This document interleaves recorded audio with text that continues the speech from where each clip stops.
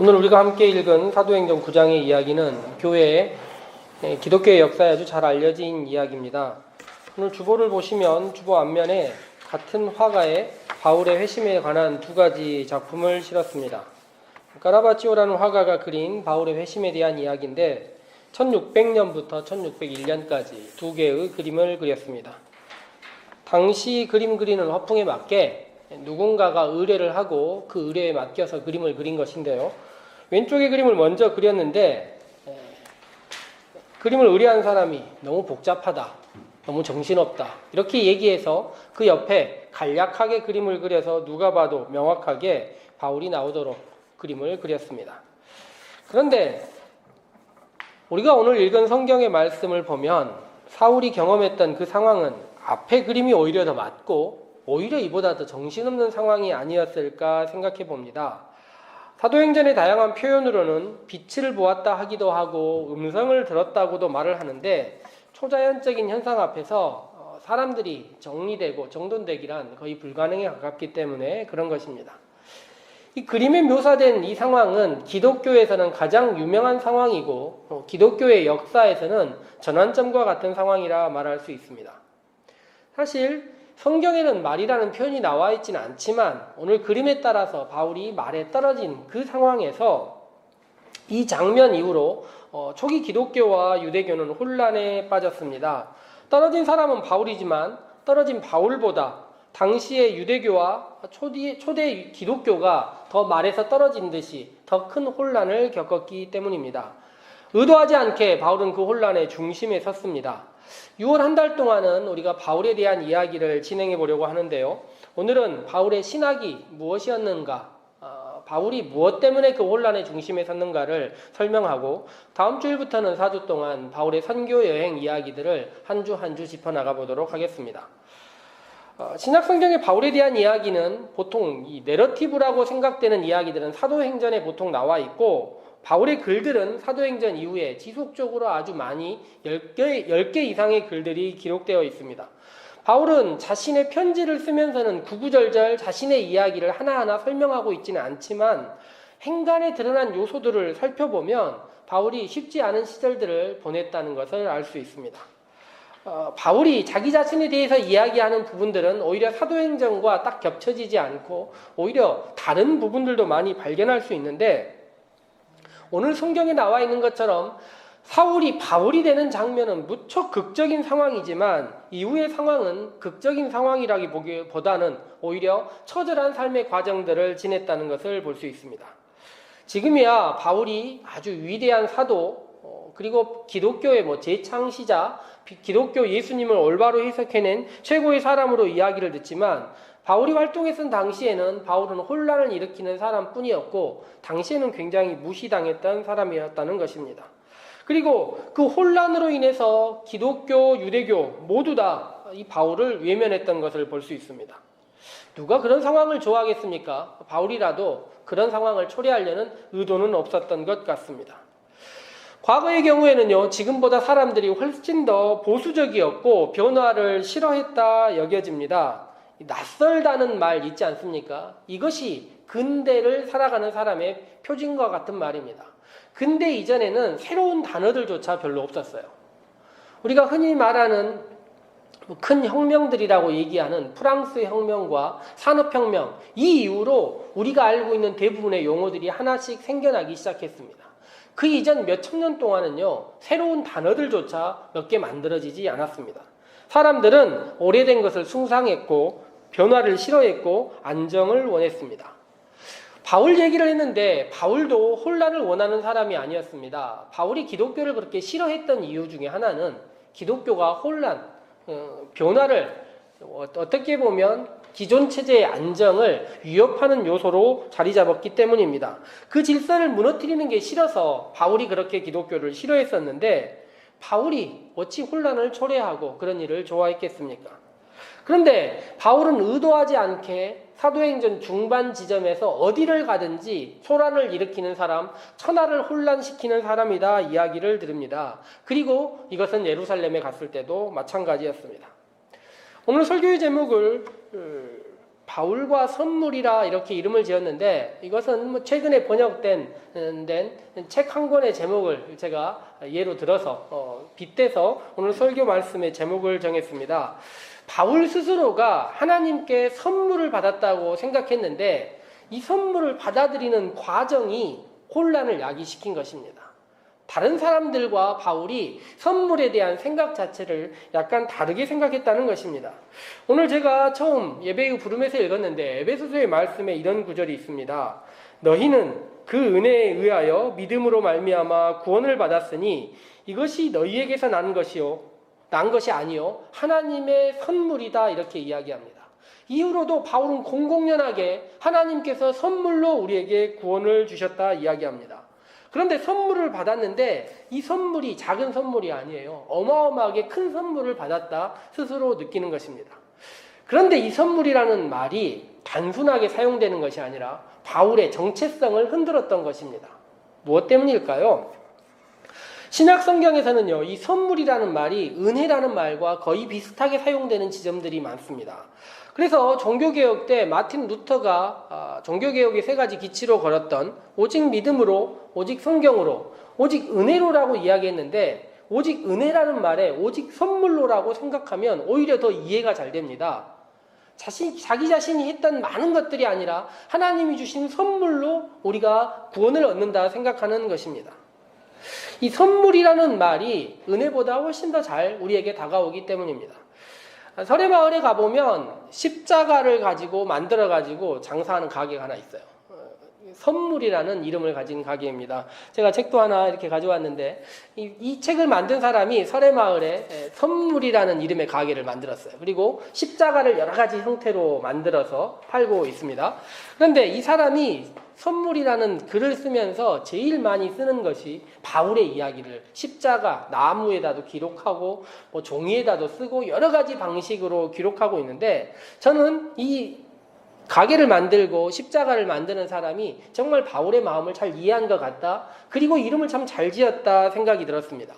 그런데 바울 이전에도 선물이라는 말들은, 은혜라는 말들은 이스라엘 사람들, 많은 사람들에게 자리 잡고 있었던 이야기입니다. 바울에게만 특별한 이야기가 아니었다는 것입니다. 바울 이전의 유대인들도 하나님이 자신들을 택하신 것을 선물이라고 생각했습니다. 그리고 제2성전기라고 생각하는 일종의 이스라엘의 멸망 이후 예수님 시전 이전까지 있었던 많은 사람들도 하나님이 자신들을 선물로 택하셨다 생각했던 것입니다. 그런데 바울도 처음에는 그렇게 생각을 했는데 바울의 생각이 차츰차츰 변해갔다는 것입니다. 그렇다면 우리들이 선물이라는 것이 무엇인가에 대해서 잠깐 생각해 볼 필요가 있을 것 같습니다. 선물이란 보통 한 사람이 주는 것을 선물이라 말하지 않습니다. 보통 이런 것은 뇌물이라 이야기를 하겠죠. 보통은 누군가가 서로 주고받는 것을 선물이라고 생각합니다. 누가 한 사람에게 선물을 주면 선물을 줄 때 모두 그런 것은 아니지만 약간 마음 가운데 어떤 생각을 합니까? 나도 언젠가는 그에게 상응하는 무엇인가를 받는 것이다 생각합니다. 그래서 선물이라는 말이 주는 의미는 저 사람과 나와의 유대관계 혹은 사회적 관계를 맺어갈 가능성들을 내포하고 있다 말할 수 있습니다. 제가 지난달 4월 달에 설교를 한참 할 때 누가복음에 대한 이야기를 했는데 예수님께서 이야기하신 것이 무엇이었냐면 그렇게 친구 사귀지 말라고 하신 거예요. 선물로 친구 사귀지 말라. 그러나 예수님이 그렇게 이야기하셨다 한들 많은 사람들이 그렇게 친구를 사귀고 선물로 관계를 형성하고 더 유대 관계를 쌓아간다 말할 수 있습니다. 바울도 처음에는 그렇게 생각했습니다. 하나님이 자기 자신을 박해자에서 옹호자로 바꾸었다는 것입니다. 제가 이걸 아침에 우리 아들에게 설명을 하면서 농구로 설명을 했어요. 농구하다 보면 공격할 때 리바운드를 가지는 경우가 있습니다.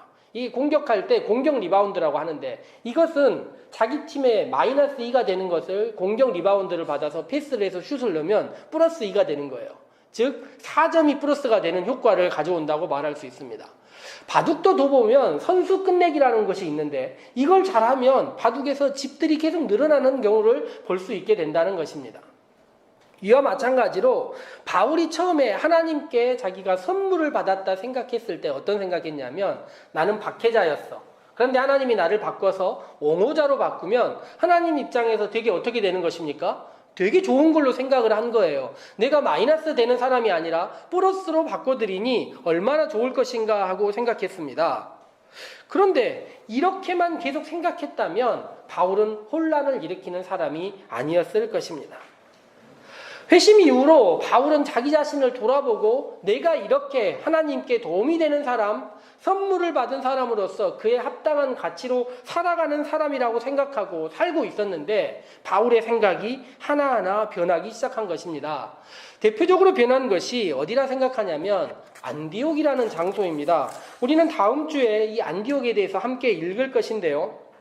이곳은 이스라엘에서 북쪽 지역에 있습니다. 이방 지역에 있는 장소인데 디아스포라 유대인, 어찌 보면 바울에 의해서 쫓겨난 사람들이 많이 있었던 장소예요. 그러므로 유대인들이 그곳에 많이 가 있었고 바울이 자기 자신이 예루살렘에 가고 싶다 하더라도 예루살렘은 차마 가지 못했던 것 같아요. 자기 자신을 아는 사람도 그렇고 자기 자신의 체면과 여러 가지 때문에 가고 싶지만 가지 못했고 안디옥이라는 곳에서 바나바가 그를 불러서 그곳에서 최선을 다하여 자기 자신이 변화된 모습을 드러내고 있었던 것 같습니다. 그런데 처음에 낯선 곳에서 유대인들에게 자기 자신의 이야기를 했을 때는 큰 문제가 되지 않았습니다. 예루살렘에서 쫓겨난 유대인들에게 자기 자신이 변화된 이야기를 했을 때는 말이에요. 그런데 얼마 지나지 않아서 그곳에서 바울은 이방인 개종자들을 만나게 됩니다. 이방인 개종자들을 만났는데 안디옥이라는 이방 지역에 있다 보니 유대인들도 있지만 낯선 타국에서 예수님을 믿기 시작한 사람들도 있다는 것입니다. 그런데 이 사람들을 계속 바라보고 있었더니 이방인들이 예수님을 믿은 다음에 기독교인이 된 다음에 그리스도인이라 불린 다음에 놀랍게도 유대인들처럼 안식일을 지키고 정결법을 지키고 할 일을 행하면서 예수님을 믿기 시작한 것입니다. 바울은 여기에서 큰 어떻게 보면 고민, 어떻게 보면 자기 자신의 내적 갈등이 증폭되기 시작했습니다. 왜냐하면 선물로 구원을 받았다 자기도 생각했는데 낯선 이방인들을 보니까 분명히 저들도 선물로 구원을 받았는데 왜 저들의 삶이 유대인들을 따라야 하는가? 이것에 대한 고민이 시작되었다는 것입니다.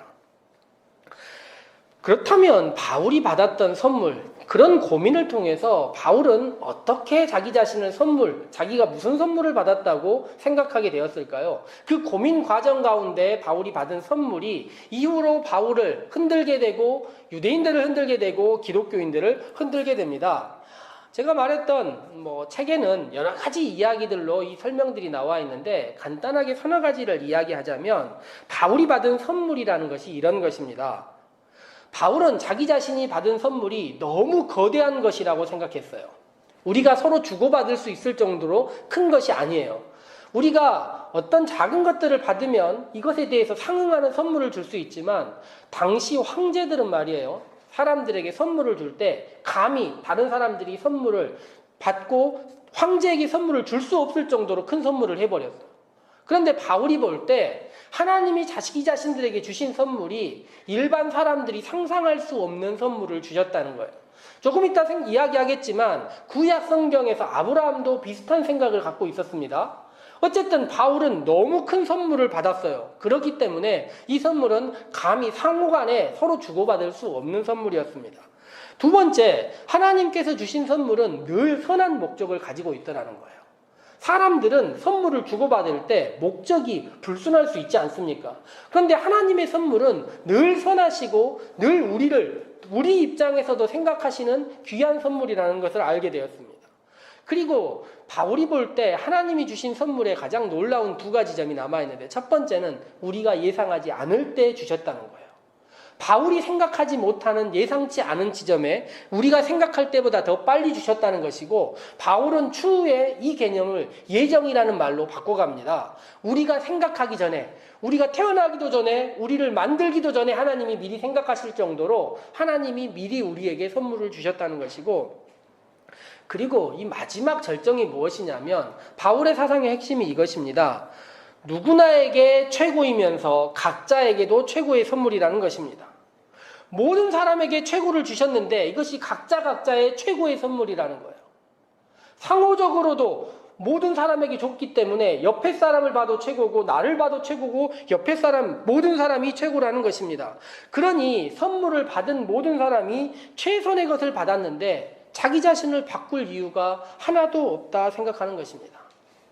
구약 성경에서 창세기를 보면 모든 인류는 하나님께 창조라는 선물을 받은 것입니다. 새로 시작하는 어떤 선물을 받은 거예요. 그런데 이 선물을 최초로 느꼈던 사람, 선물을 받고 믿음을 가졌던 사람이 아브라함입니다. 그래서 그는 이전에 단절된 삶을 넘어서 새롭게 만드시는 하나님, 창조하시는 하나님을 신뢰했고 이것을 믿음의 조상이라 이야기하는 것입니다. 그런데 그 후손들이 그 창조, 단절을 넘어서 새롭게 이어주신 하나님을 어떻게 생각했냐면 그 선물을 값싸게 생각하고 그 선물들을 다른 사람도 줄 수 있다, 다른 신들도 줄 수 있다 생각한 것입니다. 그래서 후손들이 돌이킬 수 없는 강을 건너게 되고 선물로 받은 자기 자신의 몸과 함께 거룩한 땅도 빼앗기게 되었다는 것입니다. 하나님은 모든 것들을 뺏겨버린 이스라엘 사람들에게 그리고 모든 인류에게 새로운 선물을 주셨습니다. 그 선물이 무엇입니까? 그리스도의 삶, 그리스도의 죽음, 그리스도의 부활이라는 선물이라는 것입니다. 바울은 이 선물의 크기를 알았던 것입니다. 그런데 이 선물의 크기를 받았던 사람, 두 번째 선물, 하나님께서 그리스도를 통하여 주신 선물을 받은 사람은 첫 번째 창조의 선물의 놀라움도 알았던 거예요. 하나님께서 우리를 만드시고 우리를 구원하시기 위하여 이 큰 선물을 주신 것을 알았던 사람으로서 그것을 내가 갚기에 불가능함을 알고 감사하며 살았다는 것입니다. 그래서 바울이 계속 창세기에 있는 아브라함을 이야기하는 거예요. 선물 귀한 것을 알았던 사람을 자기도 선물이 귀한 걸 알기 때문에 함께 바라봤다는 것입니다. 그런데 유대인들의 문제가 무엇이었습니까? 자기 자신에게 선물을 주었다는 그 놀라움에서 멈춰버린 것입니다. 그리고 다른 사람들이 받은 선물에 대해서 생각하지 않은 것입니다. 그런데 바울이 바라보니까 이방인들에게도 모든 사람에게도 하나님은 해를 비추시고 비를 주시고 똑같이 선물을 주셨다는 것을 알고 있으니 우리에게 주신 선물도 특별하지만 이방인에게 주신 선물도 특별하니 함부로 자랑해서는 안 된다 생각한 것이고 그들의 삶을 바꾸려고 노력해서는 안 된다는 것입니다. 유대인들 가운데 일부는 자신들에게만 하나님이 특별하신 분이고 큰 선물을 주셨다고 생각했습니다. 그렇지만 바울이 하는 말이 무엇이냐면 니네가 특별한 것을 나는 부정하지 않는다. 그러나 하나님의 선물의 거대함은 타인들에게도 같이 적용되었다고 이야기하는 것입니다. 그러니 니네가 율법 지키는 것이 문제가 아닌데 타인에게 율법을 강요해서는 안 된다 이야기하는 것입니다. 자신에게 절대적이라면 하나님은 타인들에게도 절대적인 그 놀라운 선물을 주셨다고 이야기를 하면서 바울이 신앙을 전개해 나가는 것입니다. 바울뿐만 아니라 이미 기독교인들 가운데서도 베드로도 같은 상황을 접했습니다. 그가 고넬료를 찾아가서 복음을 전했을 때 성령이 그들에게도 놀랍게 부어지는 것을 보았기 때문에 베드로는 감히 거스를 수 없어서 그들의 선물을 받은 그들을 함께 우리 공동체로 받아들이자 이야기했습니다. 그렇지만 이스라엘 사람들이 그 전환, 넘어섬이 쉽지 않았던 것 같습니다. 그렇지만 바울은 자신의 울타리를 벗어나 있으면서 이 안디옥이라는 지역에 있으면서 한 곳 한 곳을 찾아가면서 수없이 많은 선물들을 경험했습니다.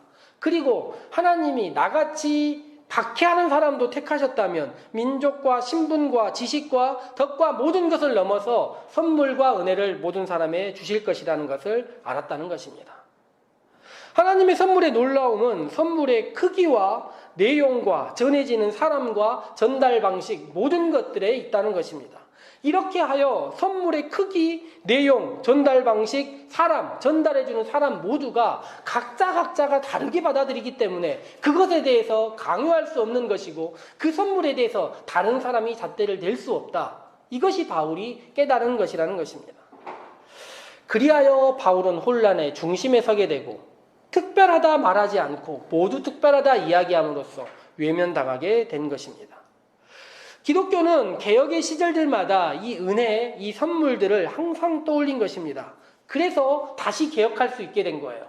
이전에 가지고 있었던 많은 제도와 형식들이 우리를 구원시키는 것이 아니라 생각한 것입니다. 이것이 종교개혁의 정신이고 오늘날 한국교회가 마땅히 가져야 될 정신이라는 것입니다. 그런데 우리들은 가끔 그 선물을 잊어버립니다. 값싼 것들, 눈에 보이는 것들, 우리가 만들어가는 많은 것들이 우리에게 하나님이 주신 선물과 고귀한 것들을 놓쳐버리게 하고 하찮은 것들을 더 소중히 여기게 만드는 신앙들을 반복해 가고 있다는 것입니다. 그렇지만 하나님이 우리에게 주신 선물은 여전히 동등합니다. 그 내용과 주시는 방식과 각자를 찾아가서 주는 많은 것들이 여전히 새롭고 하나님이 주신 선물들은 매일매일 우리를 놀라게 만들 수 있다는 것입니다. 지금 우리가 살고 있는 시대는 물질의 풍요, 헛된 자랑들, 왜곡들이 넘쳐나서 하나님이 주셨던 선물들의 진정한 크기를 바라볼 수 없게 만들고 있는지 모릅니다. 바울이 말에서 떨어졌다 혹은 넘어진 다음에 추후 맨 먼저 했던 일이 무엇이냐면 그의 눈에 가리고 있었던 비늘들이 벗겨지는 일이었습니다. 비늘이 한 개가 아니라 수없이 많은 비늘들이 벗겨졌던 것입니다. 바울은 하나가 벗겨질 때마다 선물이 얼마나 거대한 것인가, 하나님이 주신 방식과 내용과 이 모든 것들이 얼마나 큰지를 알았기 때문에 혼란과 외면과 배척에도 불구하고 그 일을 평생 동안 살았던 것입니다. 오늘 우리는 어떻습니까? 우리도 가려져 있던 많은 것들이 우리 앞에 있지 않습니까? 우리가 살고 있는 세상의 많은 물질들이, 우리가 가지고 있는 제도들이 여전히 우리를 가리고 있는 것 같습니다.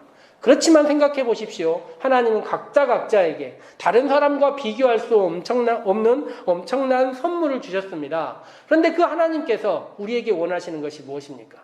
우리에게 정성을 들여라, 우리가 하나님께 선물을 바쳐라, 이것을 원하시는 것이 아니라는 것입니다. 우리의 삶이 좀 더 의미 있는 일들을 향하여 나아가기를, 사랑받은 사람이 다른 사람과 비교하지 않고 더 용기 있는 삶을 살아가기를, 그리하여 그리스도의 선물이 우리 안에서 진정한 가치로 드러나기를 원하고 계신다는 것입니다. 함께 기도하도록 합시다.